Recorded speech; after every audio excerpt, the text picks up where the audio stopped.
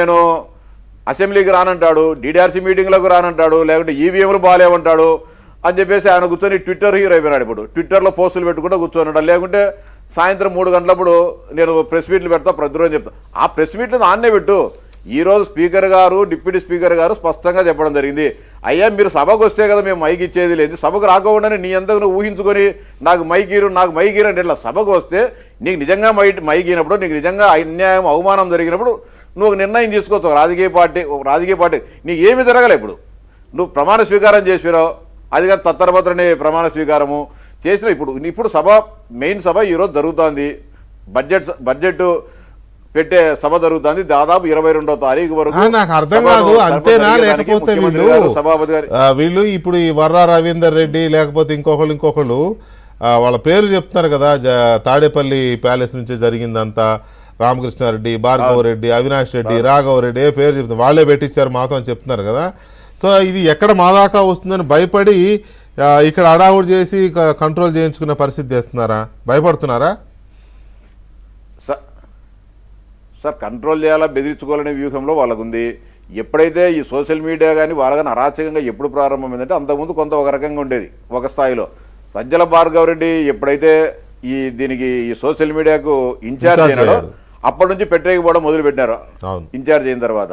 Plus అందులో fibre నెట్లో పనిచేసే వాళ్ళు, లేకుంటే కనుక ఆర్టీజీఎస్లో పనిచేసే వీళ్ళందరినీ కూడా వాళ్ళ పార్టీ కార్యకర్తలు అంతకుముందు ఎవరైతే సోషల్ మీడియాలో యాక్టివ్గా ఉన్నారో వాళ్ళందరినీ కూడా రిక్రూట్ చేసుకొని ఒక్కొక్కరికి 50,000, 60,000, 70,000, 80,000, 2 లక్షల వరకు జీతాలు వేయడం, కంటెంట్ ఇక్కడ నుంచి తయారు చేయడం, ప్రభుత్వ సొమ్ముతో కంటెంట్ తయారు చేయడం, దాన్ని ప్రజల్లోకి చలామణి చేయడం. అంటే ఏది ఇట్లా కొంతమందిని చేయడం, కొంతమంది ఫేస్బుక్లో కానీ, ట్విట్టర్ల ద్వారా కానీ, వాట్సాప్ ద్వారా కానీ రకరకాల వాళ్ళకి కావాల్సిన భావజాలాన్ని వాళ్ళు చేయడం, వికృతానందం మొదలడం. ఇందాక మీరు ఓ మాట మాట్లాడినారు, అంటే ఈ పోస్టులు పెట్టే వాళ్ళ కుటుంబ సభ్యులు ఈ పోస్టులను చూస్తే ఏమనుకుంటారు, చూస్తారా అని చెప్పేసి చాలా. అంటే వీళ్ళు ఇంట్లో ఆడవాళ్ళని కానీ మౌళ్ళు చేసి పెట్టేసి, అంటే మనకు జగన్మోహన్ రెడ్డి దేవుడు, భారతమే దేవత, మన కుటుంబానికి ₹1,00,000 జీతం ఇస్తున్నాడు కాబట్టి మనం ఎన్ని చేయాల్సిందే కాబట్టి ఇది కానీ వాళ్ళం కానీ ఇది నిజమనే విధంగా నమ్మిస్తారు.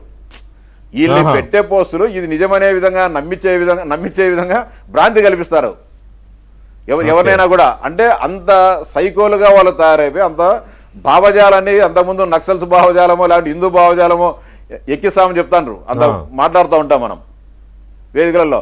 దానికంటే భయంకరం ఇది జగనిజమా లేకుంటే భారతీయజమో మనకు అర్థం కాదు. ఇది దీనికి మనం ఖచ్చితంగా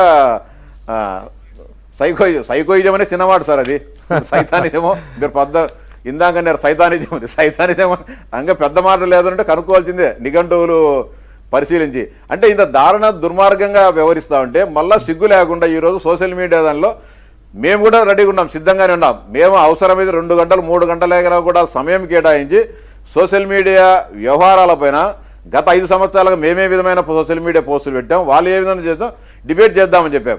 సాక్షాత్ ముఖ్యమంత్రి గారే మనం మాట్లాడడం జరిగింది, తెలుగుదేశం వల్ల కాదు, ఎవరైనా పొరపాటున తిక్క చేష్టాలు చేసి వైకాపా నాయకుల మహిళల మీద పోస్టులు పెట్టినా వారిని కూడా వదిలేది లేదని చెప్పిన ముఖ్యమంత్రి చంద్రబాబు నాయుడు గారు.